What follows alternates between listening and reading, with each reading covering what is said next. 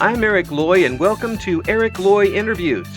On this podcast, we talk with folks from the VTuber community on their channels, their talents, their stories, where they come from, and their plans for the future. Joining us now is Koru Kun. Hi. Hello, hi. I appreciate you coming on. Please introduce yourself to everybody. Hi, everyone. My name is Koru Kun. I am a cat spirit VTuber. Cat spirit VTuber. And when did you get started in VTubing? I started about 3 years ago in 2020, I believe. Mm-hmm. Was you part of the group that was bored sitting around and needed something to do? Pretty much. I was also planning it for a while before I actually started anyways, actually. Oh, really? You were planning to do the VTuber thing or just content creating in general?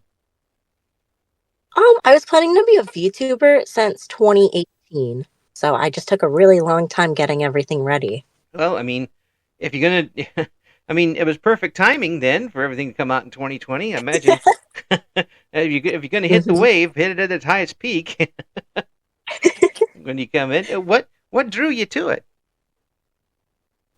So I used to watch an indie VTuber named Shoto. And that kind of just drew me in. Yeah. Folks know Shoto. Yeah, and their stuff just really was it what they were doing that resonated with you, or was it I think I can do that too? It was a bit of both. And it was just like seeing how friendly the community is, how everyone's just having fun. I don't know. And as an artist, that adds to it as well. Yes. As we'll talk about the artiste part a little bit later. I love talking to artists because there's nothing I can do less than art. Whenever I have an artist on, we balance it out perfectly because all of their talent is equal to all the talent I don't have. Because there is balance in the world. At that point. So, were you? What was it? Any? Was there any reservations when you turned on the microphone for the first time, or was it easy for you to step in with an audience? It was a bit nerve-wracking at first, especially since I have stage fright in real life, and I didn't really think it would transfer over, but it definitely does. Ooh. Yeah, I was on the radio for a long time, and I could talk to thousands of people on the radio, but I didn't like to talk in front of 10 people in person. It was a lot different to me, but you kind of realized that there were people there, and did it lock you up a little bit at the start?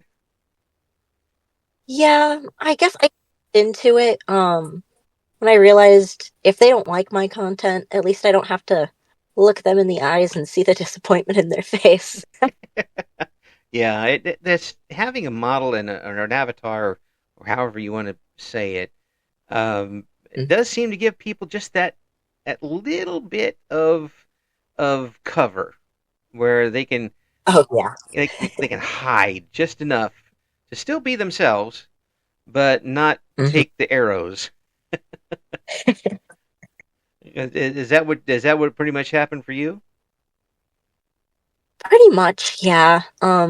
There's always if I make mistakes or things like that, it feels like they don't have to see that it wasn't intentional. Like your facial expressions definitely pick up with a model, but not as much as if you were like in real life, like, oh my god, I didn't mean to press that, or oh my god, I closed the game. Yeah. Oh my gosh, I woke up with something on my face and I've got this indentation.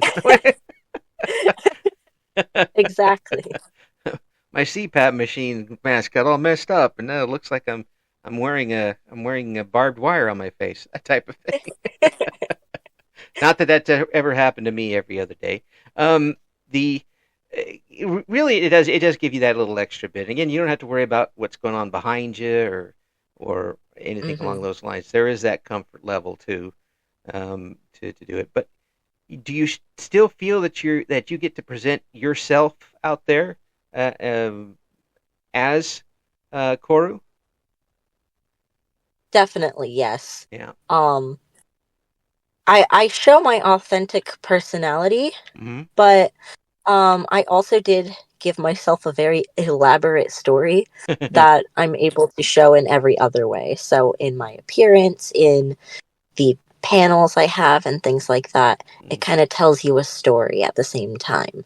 Ah. But I'm still my authentic self, personality wise. And does that itself make it more comfortable for you? Definitely. Mm. It kind of puts an extra cushion in the chair. Hmm. There's still going to be that every once in a while, and I know people. There are people there who are really extroverted and enjoy this sort of thing. There's going to be one point where you look down and realize that there are people there who are tuning in to be entertained by you, and you are now a part of their life. Um, Hmm. so when did that hit you, and how did it affect you? So it took it probably took a whole year of actually streaming um to that get that kind of feel from it. Mm-hmm. Because like most people, when you start out streaming, it's your friends, it's your family, it's acquaintances, it's people you already know. Mm-hmm. So they're coming because they know you. Right. But after a while, things started to pick up some, and I'm realizing there's people here that don't know me, Mm-hmm. and they're still sticking around because they're enjoying my content. Um, I used to have a lot of dead air Mm-hmm. where I wouldn't talk, and I just focus on the game. But then it kind of hit around that time, about a year in, that I can't just have dead air there because there's people coming because they want to hear me talk. They want Yeah. to hear my commentary. Right. They want to hear my talent or something along those lines. I have to keep up. I have to keep them on their toes. You have to put on the hat and do a quick soft shoe while something's changing. Don't look behind the curtain there. Look over here. To keep them interested. But it sounds like that. I mean, you wouldn't go 4 years with something you didn't enjoy. I don't imagine. And Oh, definitely not. and it really does sound like you're enjoying what you're doing. Hmm. So, what is keeping you going? So I did have a point in time where I stopped for a while. Mm-hmm. Um, but I came back because so much, it's so much fun, honestly. Mm-hmm. Streaming is so much fun to me, and I'm seeing gradual growth. I wouldn't say I'm the largest VTuber out there, but I went from 2 or 3 average viewers who are just my friends Mm-hmm. to double digits this year that I was just hitting. Yeah. So it kind of motivates you when you start seeing that growth. Yeah. And for some people, it just takes longer. That doesn't mean anything other Hmm. than that the right people haven't seen it yet. and Hmm. and again, it might take a little bit, but you know for a fact that this is organic and this is real growth, as opposed to Hmm. suddenly tripping and falling into a bunch of people coming in by accident or something along those lines, and going from there. Everything you've got now, you've worked for. Hmm. So it's is that what you were looking for when you started? Were you looking to be a someone who started and got a base growth for yourself and worked on it from there, or was it I just want to try it? So I used to stream before I had thoughts of being a VTuber. When I Mm-hmm. first started streaming at all, Mm-hmm. it was actually just because I was sharing my games with my friends. I'd be like, "Hey, can you help me out with this?" But it's on my Xbox or something. I can't screen share it, so I would just stream it. Right. Um, but then I started getting some of my friends like, there's more people than just me watching. And it made me feel like I had an opportunity to grow it into something more than just, hey, help me out with this, or hey, come watch me play this like single player game that you can't join. And when I saw that, I was like, maybe I should give it a shot. I'll try it. And it kind of just popped off. It kind of sounds And it was serendipitous. I mean, in a way, enjoyable. yeah. I mean, it really sounds like that came about at the exact right time for this to be Mm-hmm. available and start going. Um, it just so happened that that was kind of what you were looking for, whether you knew it or not. Yep. And so, how has this or has streaming changed your off-stream life? I mean, are you a little less stage fright in life, or are you a little more open, or is it still pretty much confined to when you have the microphone on? So I wouldn't say that it's helped any of my stage fright or anything like that. Mm-hmm. Actually, you know what? I take that back. It has. Um, I just thought about it because after I started streaming more often to all these people I don't know, I realized that that's around the time I started in real life, going to events at conventions and stuff like that, like Mm-hmm. in cosplay, Right. doing singing on a stage and stuff like that. Mm-hmm. I had always wanted to, but I Mm-hmm. never made that step until after I started streaming, and this just kind of made me realize that. So you're a talented artist, and you do cosplay, and you go up and sing, but you have stage fright. I definitely still have stage fright. You are a conundrum. But again, this offers and another thing that I think is great about this offers you a chance to show us what you got, and it gives us a chance to enjoy what you do. Hmm. It's a great sort of thing for that. I mean, it opens up some other cans of worms that maybe we'll get to, or maybe not. But here you have a chance to show that off a little bit. Have, how do you get from being someone who is an artist, someone who enjoys music on your own, to showing that to somebody else? Because that's a big step. So it was really my family and friends around me pointing out like, "Hey, you're really good at this. Mm-hmm. Why do you keep it to yourself?" Mm-hmm. Um my a lot of my family on my mother's side are also artists. And most of them do it for a living. Right. For example, my mother's an interior designer. Mm-hmm. She designs people's rooms, houses, stuff like that. Right. So she was like, you can make money off of this, or even just grow a community out of it. Mm-hmm. And I was like, I'll give it a shot. Mm. And and that was all you needed, just a little prod. Pretty much. Well, I mean that's good because we get to see what you got to offer us, and I mean how long have you been someone who's put pen to paper or stylus to computer for art? I have been drawing for as long as I could remember, Mm. but I got really serious about it at a very young age, honestly. I was around 11, I guess, when I started like posting stuff. Would share it on my Facebook at first at the Mm-hmm. time Right. because, Right. too young to do anything else really. Yeah. Um, and it just kind of picked up. I started making other social medias when I was around 13 Mm-hmm. and sharing my art. And I was like, wow, this is like, I have other friends that are artists now because I definitely didn't have that in real life. Yeah. Um, and that it just kind of grew. So you were that kid in The Sims who had a really good art skills, and we can like put you to work and get all the money while we didn't have a job. Exactly.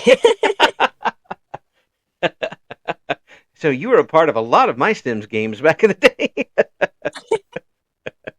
No, Glad to hear it. I just want my guy to lift weights. You kids go use the easel.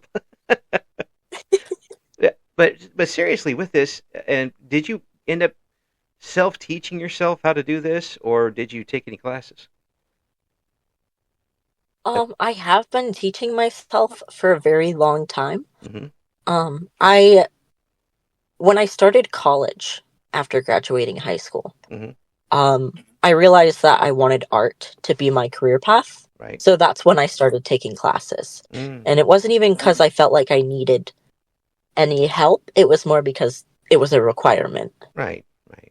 So I've talked to a lot of people who do this, and they have mixed reactions to going to a class.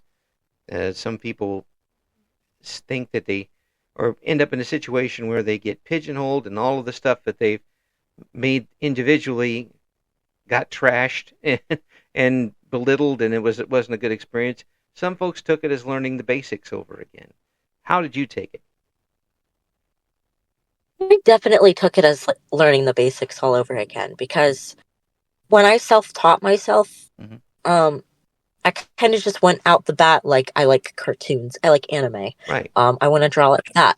So I didn't really even teach myself the basics. I didn't teach myself color theory. Mm-hmm. I didn't teach myself how to like do a still life or anything like that. Right. And after taking art classes, I learned that that was very valuable information to have. Mm-hmm. And even though I only do cartoon styled art, knowing all of that, knowing how to do it, it adds more realism into your piece, even Mm. if it's not a realistic style. Right. Right. Did it kind of bolster up and make a little easier some of the things that you were doing? Oh yeah, Yeah. it made a lot of things easier. Um, One of the biggest issues I would have was actually coloring, Oh. because I didn't know what colors to use for shading, for lighting. Oh yeah. Um, so art classes helped a lot with that. Color theory and that stuff is pretty amazing. It is all a foreign language to me, but to see people who do it and do it correctly, and it adds so much to it. It takes it from a 2D to a 2.2 or 3D. It just adds that little extra to it. Hmm. Yeah. And with that, how did your style change, or did it really change? It did change. Um, so my style itself, like the anime-esque style that I had, the only thing that really changed about that was how accurate my proportions were, Uh-huh. the anatomy. Mhm. But my coloring is a whole different level. I used to only do like cell shading, and I didn't color properly because I didn't know color theory. Mhm. Um, so the shading would always just look really flat.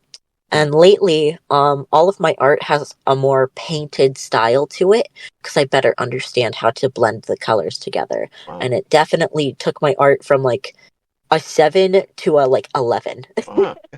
This one goes to 11.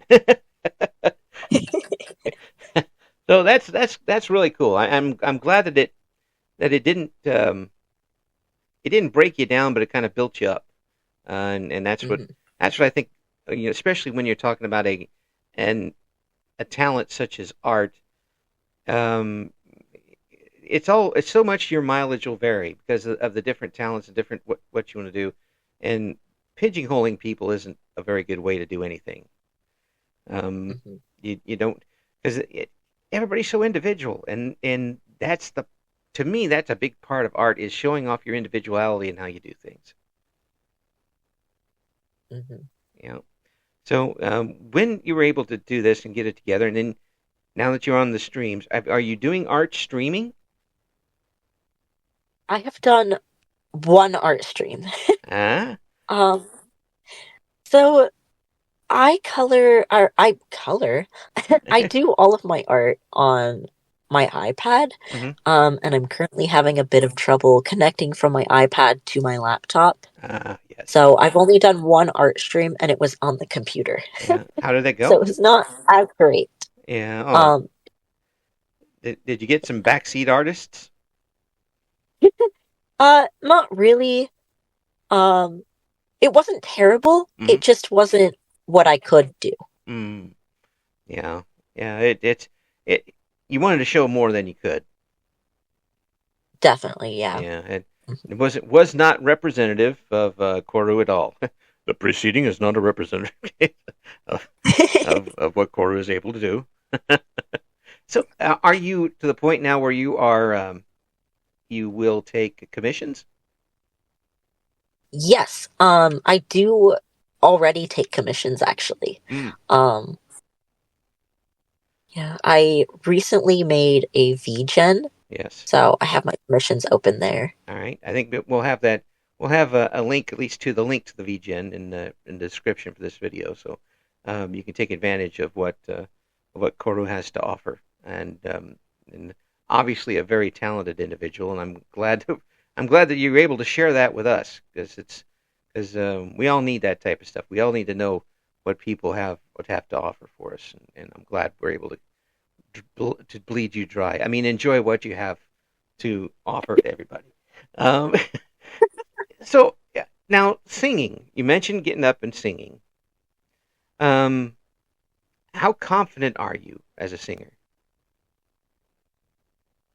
I am not confident at all. Oh, Um, I'm more confident if I pre-record it and have the ability to retake parts that don't sound great. yeah, Um, I have done singing in person at conventions, right. which it feels a lot better there because if I don't sound good, at least people are looking at my costume and going, "That looks nice." That's it's always so much different live and than in the studio. It's Yeah. you can do so many things in the studio.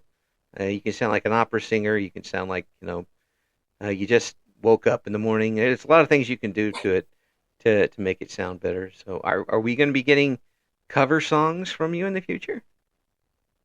In the future, yes. I have quite a few planned already that I'm working on right now. What type of So, what genre? so I like more of a pop genre or Mm-hmm. like a J-pop genre Mm-hmm. specifically. Yeah. So will it be in Japanese? Some of it will be in Japanese, some of it'll be in English. Mm. Yeah. Do you? I don't know whether you actually know Japanese, or are you going to have to learn it by syllable? I know conversational Japanese. I've been studying Japanese the past year. Mm-hmm. Um, when I'm put on the spot, it takes me a bit to know what to say, Yeah. but when I can read Japanese Oh, better than I can talk it, well, which is that's the opposite of most people. that's amazing in itself to be able to do that because I mean I know a couple just from doing these interviews and watching VTubers. You pick up a little bit of Japanese, like Yeah. like I grew up on Sesame Street Spanish. I can count to 20 and I know where the doors are. That's about it. So, All but you need. but you don't have Sesame Street Japanese, so that you don't really get that sort of level to go from it. And I'll take my hat off to you for that because I really wish I'd have learned a real learning a language when I was younger. Um, yeah, at this age, it's hard enough to figure out how to turn on the computer, let alone type on the dang thing. Um, when you up on the stream, what type of things are you streaming right now? What games are you playing? How are you getting in with the audience? So I've been trying to interact with my audience more to see what they want to see from me. Uh huh. I will stream almost anything. Mm. Um, there's very few games I wouldn't play, and those would be just really scary horror games. Um, lately, I've been playing a lot of, I know I'm basic for this, a lot of Minecraft. It's there's um, it's not. People might think that in some ways, but it isn't. There's too many things now for Minecraft, and it doesn't have to be vanilla at all. There's so many things that are added to it. It's yeah. yeah. Even though I can't play because my grandson has said I can't play with him anymore. Well, when last time I was in there, the only thing I could figure out how to do was to beat up his sheep. And then he said, Where we all start. then he said, Papa, you can't play with my anymore. Okay, I'm sorry. But Minecraft is something that you can mine a lot of streams on, and it's easy going for the most part, and you can interact with your chat pretty good during that game, I imagine. Oh yeah. Yeah, yeah. So, what other games are you like to stream at this point? So, I do like shooter games. Hmm. I like Valorant. I plan to play Overwatch at some point in the future. Hmm. I plan to play Apex at some point in the future again because I Hmm. got out of Apex. Yeah, I'm going back in. they're drawing you back Um, in. and I also really like. So I don't like jump scary horror games, Right. but I do like psychological horror games. Mm. Especially if they're indie styled, Yeah. like Fran Bow, Right. Sally Face, Night in the Woods, Yeah. stuff like that. I call those the long con ones, where you don't really necessarily get the jump scare every 5 minutes, but you're scared out of your pants most of the time anyway.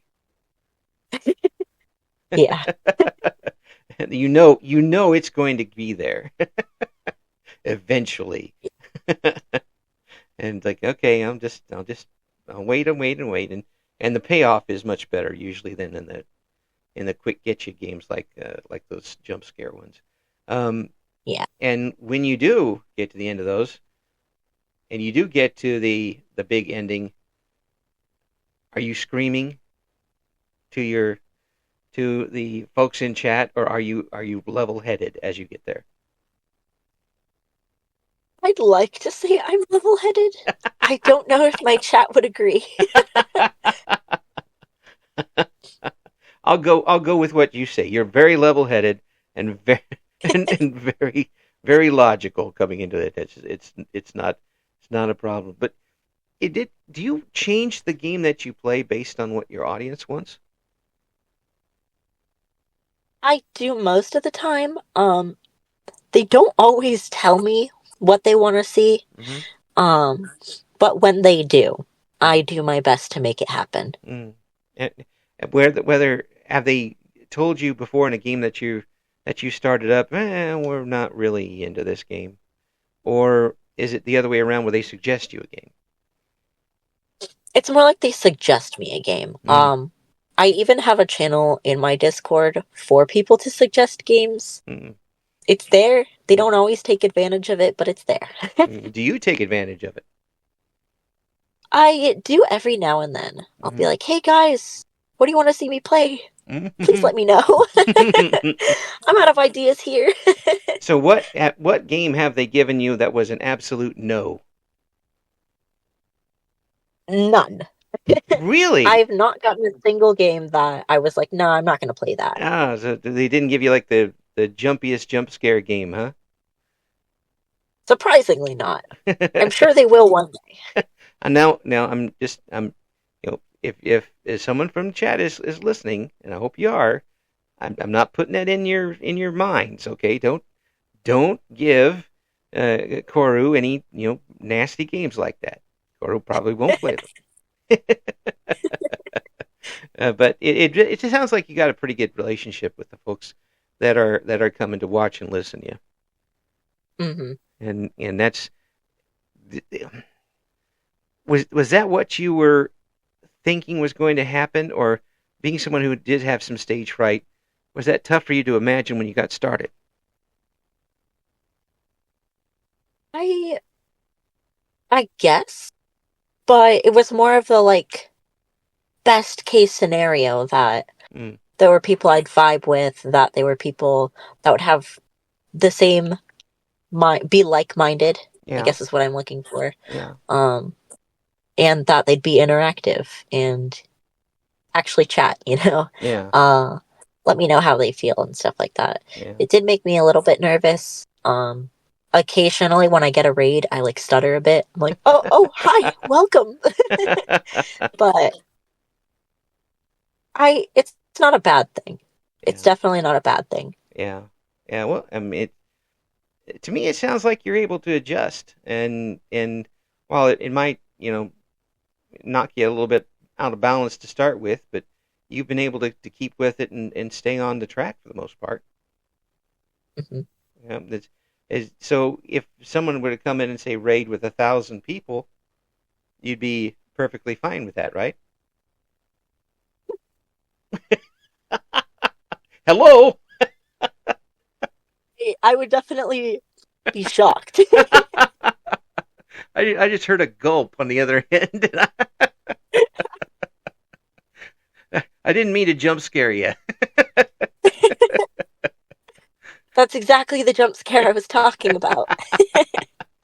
No, yeah, and even then, that's nice for some folks, but it's a question of not just getting people to the channel, but getting people to come back, and Oh yeah. again and again.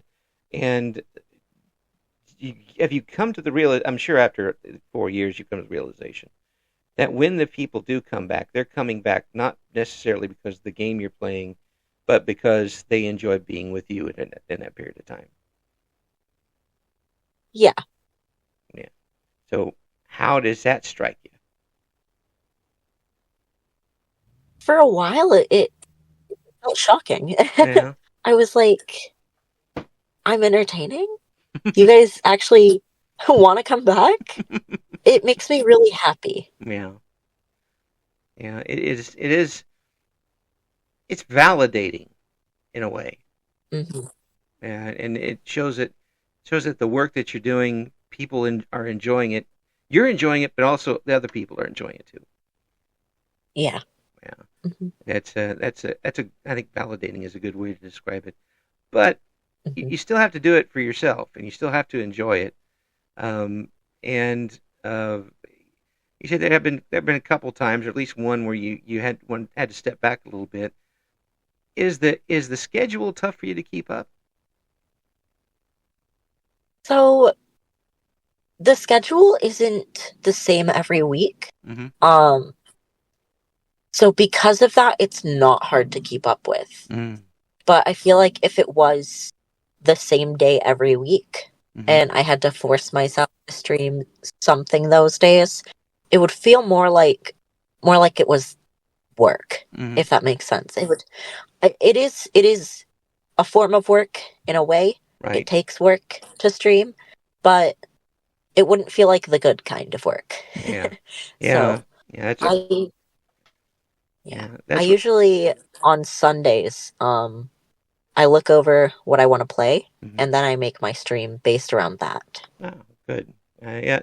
But it is a weekly type of thing. I mean, you go from there and schedule it, but it's everybody's got their own level of comfort with how they do Yeah. things and how they do things completely in this particular medium.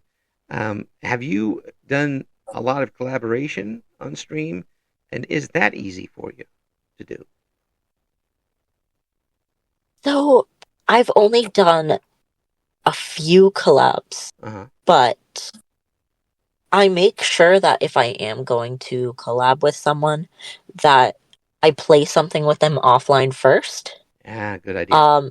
That makes it a lot easier Yeah. because you already know this person, you already know how they vibe, you already know how you two work together. Mm-hmm. Um, and that definitely helps a lot. I will still get nervous sometimes knowing that someone else's chat is also watching me, but it's not as bad when it's someone that I can kind of look at and I can go, I already know this person. Yeah, yeah. Because you're trusting your channel and your watchers to them too, as much as they're trusting theirs to you. Um, Yeah. there is that. I mean, and also you just don't know when something's not going to click. Even if you have a great conversation with somebody and you all have the same interests and you dress the same and you could turn on the microphone and it's just not there. And Yeah. that could be really tough from the get go. getting a chance to play with them just gives you that little bit more confidence. Is that the right word? Yeah, Yeah, I'd say so. yeah. And so when you've done these collaborations, was it you that made the first move, or did the other person do it? So it's usually me. Mm-hmm. Lately, it has been collaborations with a group that I'm currently a part of. Mm-hmm. Technically, it has not debuted yet, Okay. but Watch we this all talk to space. each other. Watch this space until it debuts. We're going to have all of the links we've been able to find for Koru's stuff here on the description, including how you can commission Koru for some of the work that they've been able to do. Um, this time has flown by for me with you, and I definitely hope we can have you on again and talk about what you've got going up, what your goals are for the future of your channel. Um, Absolute pleasure talking with you, and I'm so glad you're able to share some time with me. Yeah, of course, no problem. Thank you so much for having me on. It was a blast. Thank you for listening to Eric Loy Interviews. Join us again next time when we talk to another member of the always interesting VTuber community.